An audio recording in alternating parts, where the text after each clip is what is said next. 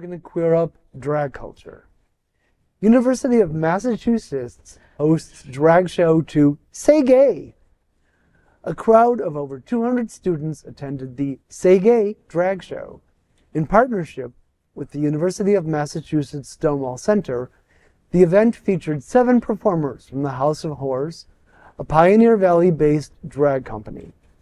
The lineup included Loo D'flyest Priestly, Damela Cuca DeVille, Ivanna, Lance Mandible, Xiomarie LaBeija, Ruby Monroe, and Adam Apparition. The director of the Stonewall Center said the drag show sees a lot of student engagement, and this kind of event sends a message of inclusion and welcomes individuals across various genders. The host, Hors D'oeuvres, greeted the audience and talked about the purpose of drag and telling first-time attendees on what to expect. Fashion was an integral part of the night and was reflected through several performers' outfits.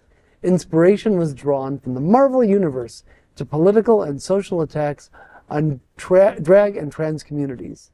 The event featured 13 acts, with drag king Loo D'flyest Priestly kicking off the show. So I went back and I was thinking about, because it was called the House of Hors, so I'm thinking maybe it's meant to be pronounced Hors D'oeuvres instead of hors d'oeuvres.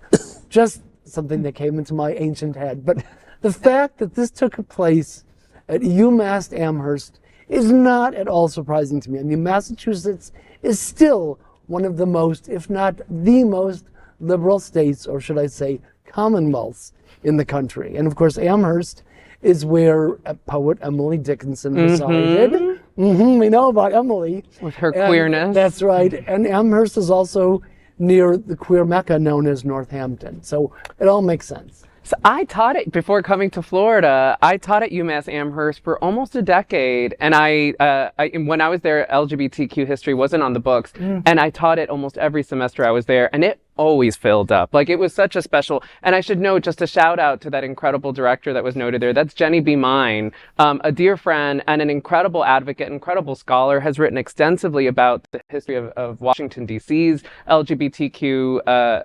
nightlife and culture and more, and has been doing incredible work at that Stonewall Center for so long. That Stonewall Center is a model. It provides students with resources, like from food pantries to the closets for people to have access to different forms of clothing that otherwise, to be more in connection to their gender identities.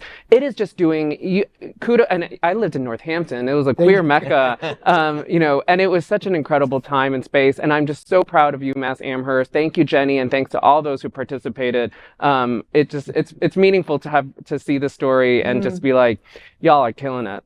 Yeah.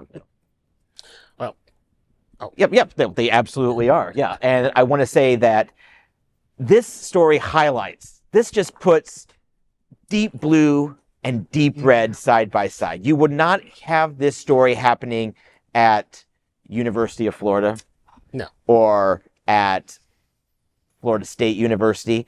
You wouldn't even have it at New College now, because the governor is coming in, yanking out what made it so special and putting in his little fascist soldiers to come in and do what they do, which is to oppress women.